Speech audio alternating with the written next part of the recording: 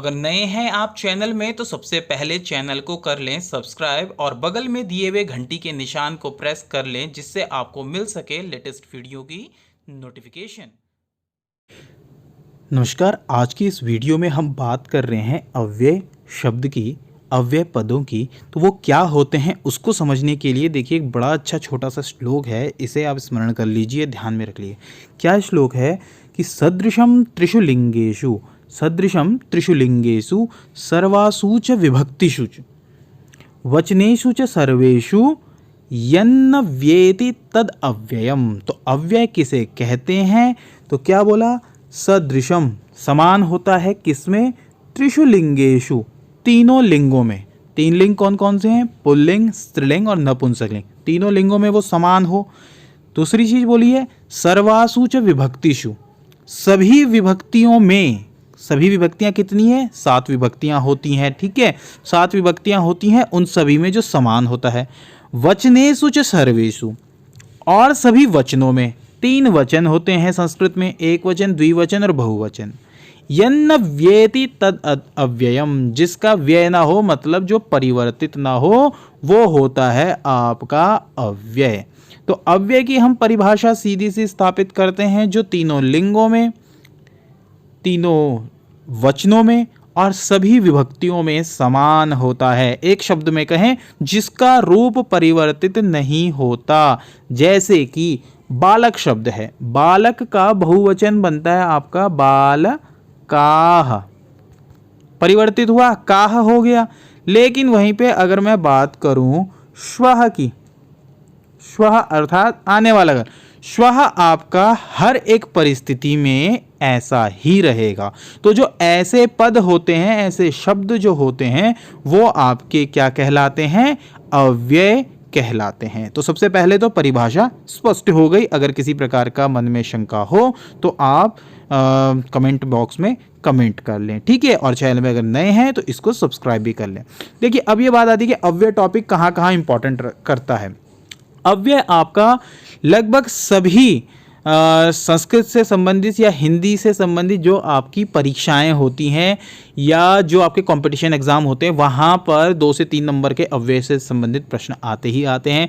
वहीं जो board exam वाले बच्चे हैं, 10वीं के बच्चे हैं, उनके लिए भी 3 नंबर के प्रश्न आते हैं। और सीटेट, जी हाँ, अगर आप संस्कृत से सीटेट की तैयारी कर रहे हैं तो सीटेट में ये बहुत अहम रोल अदा करते हैं, क्योंकि जो अव्यय शब्द हैं ये एक तरह के कंजक्शन होते हैं। शब्दों, वाक्यों के बीच में इनका प्रयोग होता है और वाक्य का अर्थ आप आसानी से समझ सकते हैं अगर आपको अव्ययों का अर्थ अगर आपको आता हो। तो दोस्तों बहुत ही अच्छा और इम्पॉर्टेंट टॉपिक रहने वाला है। तो फटाफट एक तो चैनल को सब्सक्राइब कर लें, बेल आइकन को प्रेस करें, जिससे आगे जो वीडियोस आएँ वो आपको तुरंत मिल सके। ठीक है, और इस वीडियो को आप लास्ट तक ज़रूर देखिएगा, क्योंकि कुछ भी स्किप करोगे तो फिर फ़ायदा नहीं मिलने वाला है आपको। चलें आगे बढ़ते हैं अव्ययों की तरफ। ठीक है, इसमें जो पहली चीज़ आती है हम यहाँ पे देख सकते हैं, हमने 3 अव्यय लिए हैं, सहसा, नूनम, पुरा।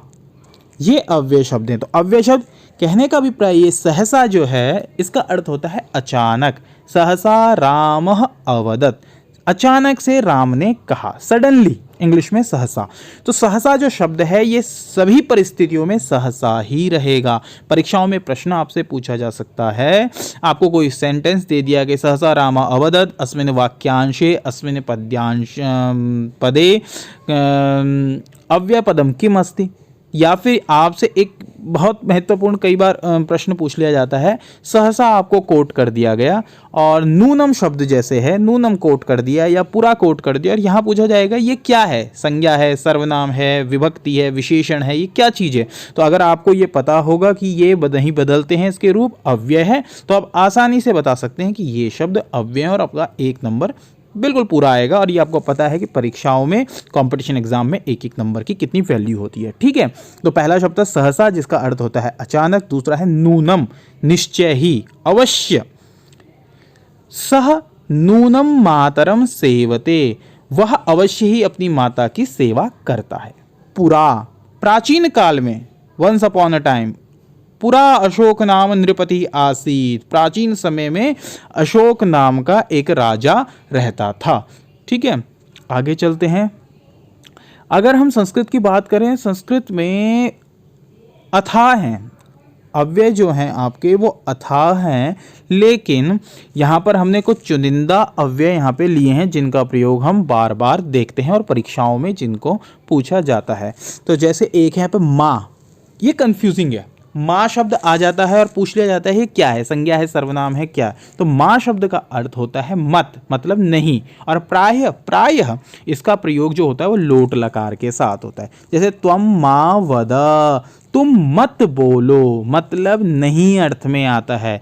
एतत् कार्यम मा कुरु, ये कार्य नहीं मत करो, नहीं करो। तो माँ शब्द जो है माँ मत नहीं अर्थ में आता है।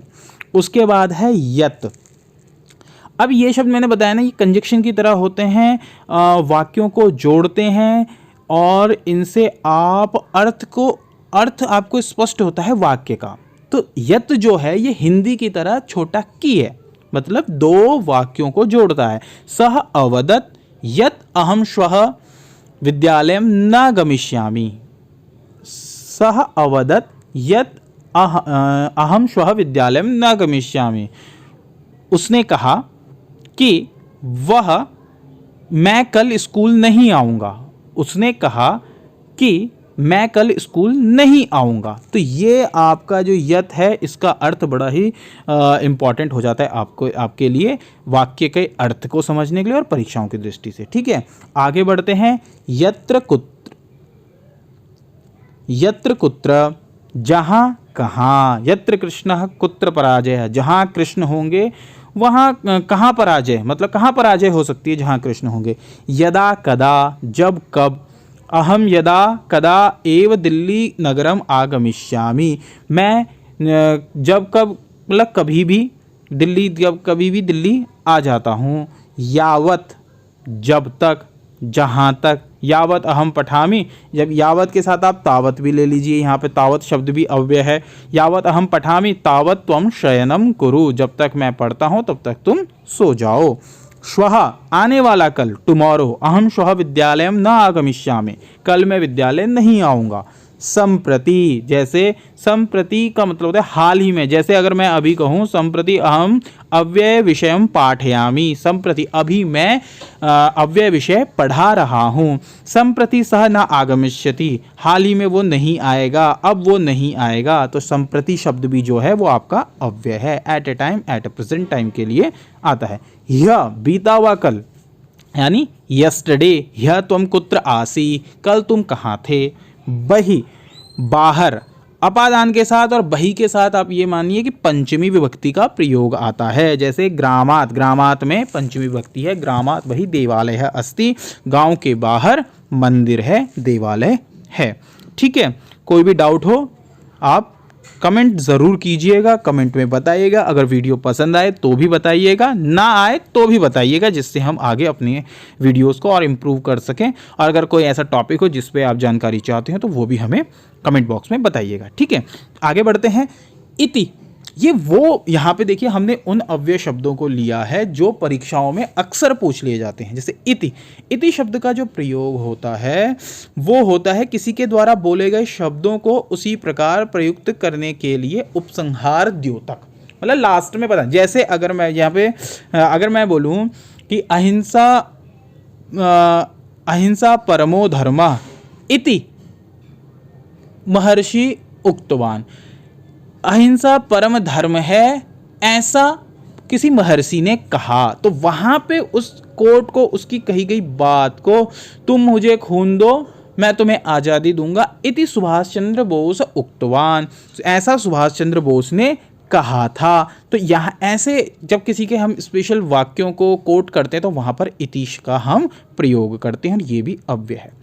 कदा, कब।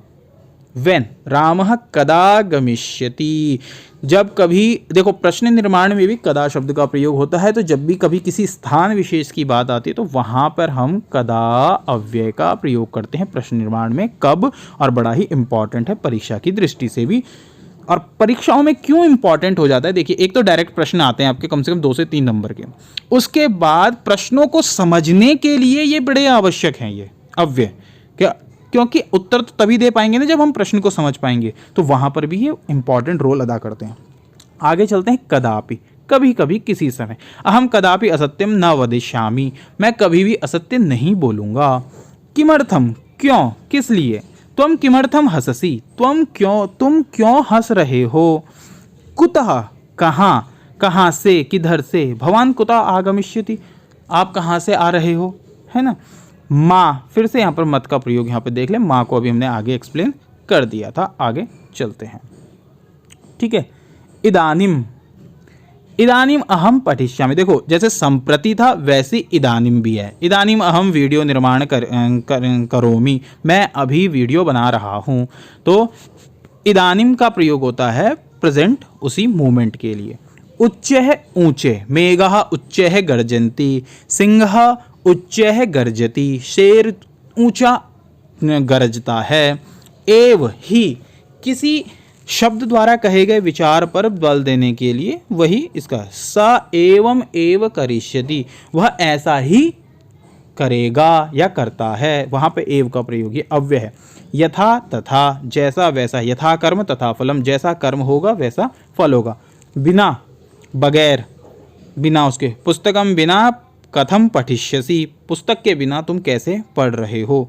वृथा, यूयम वृथा मा भ्रमतः, तुम सब बेकार में निरर्थक ही मत घूमो। समुद्रेषु वृथा वृष्टि, समुद्र में अगर बारिश हो तो वो बेकार है, बेकार होना है मतलब जल की वहाँ कोई आवश्यकता नहीं। इस प्रकार के आपसे मीनिंगलेस, अनलेस, यूजलेस का जहाँ पर अर्थ हो वहाँ पर वृथा है।